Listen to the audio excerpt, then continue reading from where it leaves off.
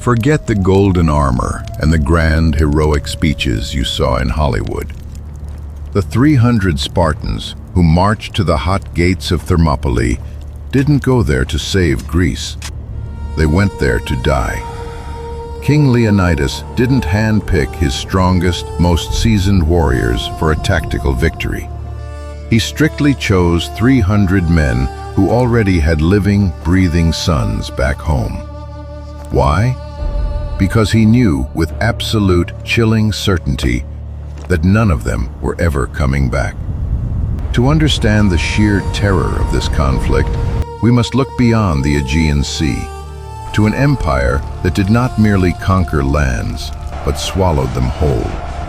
Xerxes, a man who believed the gods of heaven and earth were merely his peers, did not march westward to negotiate borders or collect tribute. He came to silence the very concept of defiance. The Persian Empire was a sprawling, unstoppable monolith of iron, silver, and gold, stretching across 3 continents. Its power was absolute, its administrative reach was flawless, and its memory was notoriously unforgiving. When the great king's emissaries arrived in Greece demanding tokens of earth and water, most city-states did not see a choice. They saw the inevitable. They bowed because they understood that the alternative was not just death, but total physical and historical erasure. The first true witness to the infinite, terrifying will of the Persian god-king was the Hellespont, the narrow strait separating Asia from Europe. Xerxes demanded a bridge of ships to span these churning, unpredictable waters, physically forcing the geography of the earth to bend to his royal decree. When a sudden, violent storm tore his first attempt to pieces, the king did not punish his engineers or consult his priests. Instead, he ordered his soldiers to lash the sea itself with 300 lashes of iron chains and brand the water with red-hot irons. This was the psychological landscape of the man leading hundreds of thousands of soldiers toward Greece. It was not merely a military invasion. It was a systematic assault on the fabric of reality itself. The Persian army was so massive that contemporary accounts claimed they drank entire rivers dry as they marched, leaving behind empty riverbeds and a choking cloud of dust that darkened the horizon days before the first scout was ever spotted. To stand against this was not bravery. In the eyes of the ancient world, it was a profound, irredeemable form of madness. In the Peloponnesus, Leonidas understood the grim mathematics of the situation with a cold, analytical clarity that defied the frantic panic of his fellow citizens. He knew that bronze shields and physical courage could only hold back a human tide of that magnitude for a fleeting moment. The decision to lead a tiny vanguard of 300 elite warriors north was a message written in the quiet vocabulary of the tomb. He chose fathers because he knew that a Spartan without an heir would leave a blank space in the state's military census, whereas a father had already secured the next generation of iron. The march north was deliberately conducted under the cover of a religious festival, allowing the rest of Sparta to remain behind in a state of artificial piety, while their king led a funeral procession disguised as an advance guard. They were heading to a place where the mountains kissed the sea, a narrow, claustrophobic bottleneck known as the Hot Gates. It was a location where numbers lost their terrifying utility, and where the cold, mechanical precision of heavy infantry meant everything. The 300 were never meant to win. They were the human insurance policy for a future they would never live to see. The Hot Gates were a suffocating corridor of jagged limestone, salt spray, and dense, rising mountain mists. For the advancing Persian army, this pass was a minor, frustrating geographic obstruction, a tiny pebble in the boot of an empire that had marched across continents. But for the Greeks, waiting within the shadows of the cliffs, the pass was a sanctuary of violence. When the first wave of Persian soldiers entered the bottleneck, it was not a battle in any conventional sense. It was a violent collision of two fundamentally incompatible civilizations. The sound of heavy ash-wood spears striking wicker shields was rhythmic, industrial, and ceaseless, sounding like a dark heartbeat for a dying age. For days, that narrow strip of earth became a grinding mill for the imperial ambitions of the East. Xerxes watched the slaughter from a high golden throne erected on the hills, his frustration slowly mutating into a silent, icy rage as his elite personal guard, the legendary Immortals, were systematically broken and discarded against the wall of Spartan shields. The ground became a slick, treacherous mosaic of bronze, broken wood, and shattered illusions of imperial invincibility.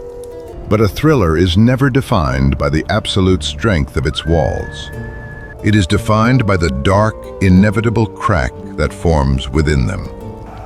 The ultimate undoing of the Greek defense did not come from a failure of their iron resolve or a breakthrough by the Persian heavy cavalry.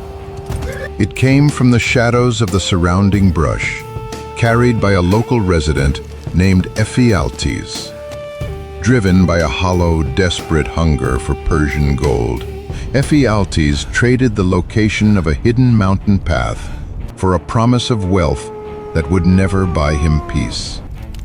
This was the ultimate manifestation of human frailty, a stark reminder that the grandest historical sacrifices can be completely undone by a single moment of individual greed. As the Persian forces began to quietly navigate the high mountain trails to circle behind the Greek position, the atmosphere within the hot gates underwent a profound shift. The salt air grew heavy, and the defiant energy of the previous days dissolved into a cold, quiet acceptance of the end. There were no more grand speeches of victory, only the methodical tightening of leather straps and the slow, rhythmic sharpening of iron blades. The final stand of the 300 was not characterized by a heroic shout, but by a quiet, determined whisper of steel against the inevitable. Completely surrounded, depleted of their primary weapons, and fighting with broken swords, short daggers, and their bare hands, Leonidas and his remaining men were pushed into a desperate final pocket. The Persians, unwilling to risk any more close-quarters combat with men who had nothing left to lose, opted for a clinical, long-range execution.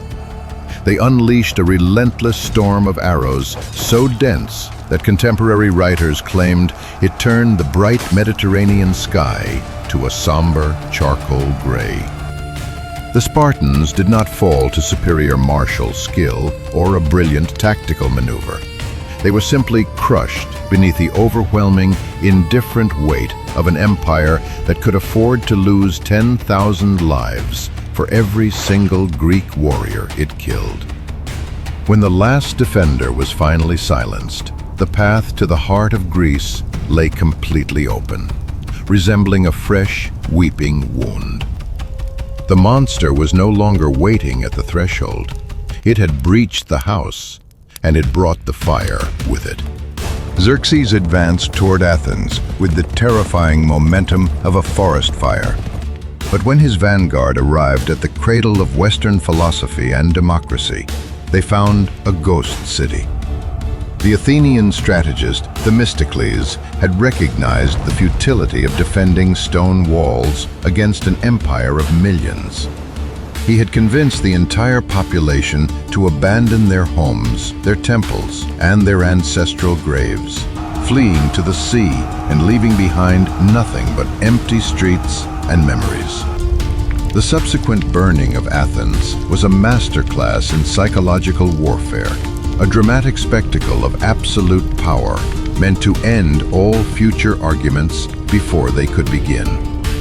As the flames consumed the sacred temples of the Acropolis, the black smoke rose into the sky like a giant beacon visible across the entire Aegean Sea, a dark, towering monument to the devastating cost of resistance. To the Persians, the burning of the city was the final triumphant chapter of their campaign. To the Greeks, watching the destruction of their homeland from the decks of their ships at Salamis, it was a waking nightmare that forced them to realize they had to either conquer the sea or drown in it. Themistocles was a man comfortable in the shadows, a master of deception who understood that while the land was lost, the sea remained a volatile, unpredictable space where a self-proclaimed god could be brought down to earth. Through a web of double agents and calculated leaks, he lured the massive, top-heavy Persian fleet into the narrow, treacherous straits of Salamis. In these cramped, turbulent waters, the sheer size of the Persian navy, once its greatest strength, became its fatal flaw.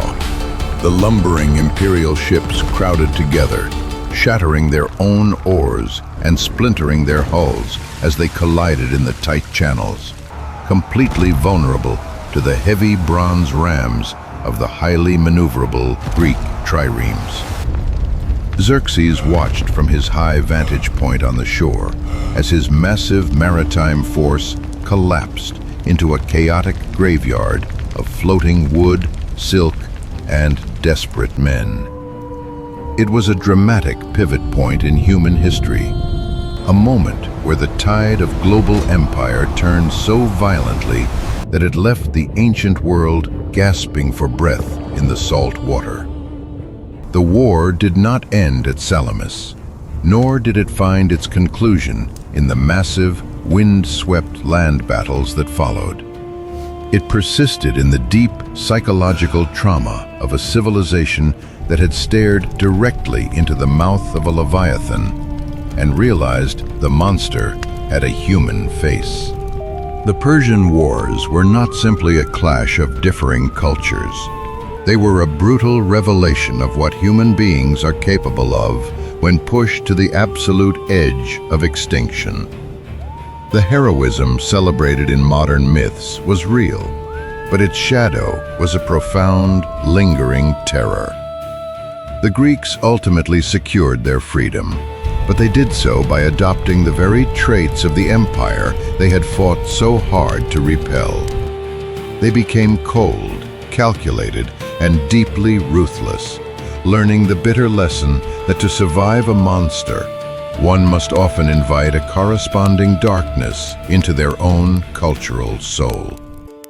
The fire that consumed Athens did not just destroy temples of marble and wood. It forged a new, hardened identity born of ash and an absolute refusal to submit. Today, the mountain pass at Thermopylae is a quiet, unassuming place. Over the centuries, the sea has receded miles away, turning the once narrow, terrifying corridor into a wide, peaceful plain of tall grass and whispering wind. But if you stand there long enough, the weight of the past begins to settle into your bones. You can almost hear the rhythmic clatter of heavy shields, the sharp intake of breath through bronze helmets, and the distant, thunderous approach of an empire that believed it could own the horizon. The ghosts of the 300 do not linger there to inspire us with easy stories of valor. They remain to warn us. They serve as a permanent, silent reminder that holding the gates against the dark requires you to surrender everything you have and everything you ever hoped to be. Survival demanded a terrifying price. The Greeks had to burn their own heritage and invite a ruthless darkness into their own civilization just to stay alive. So I'm asking you, If you were standing in the salt and mud of the hot gates, staring down an unstoppable horizon of iron, knowing your death was a mathematical certainty, would you have held the line? Or would you have taken the Persian gold to save your own skin like Ephialtes? Drop your brutal honesty in the shadows of the comments below. And if you want another declassified, unfiltered look at history, click the video on your screen right now to uncover the dark, blood-soaked reality of the Crusades. Subscribe to the History Ledger. Until next time, keep questioning the past.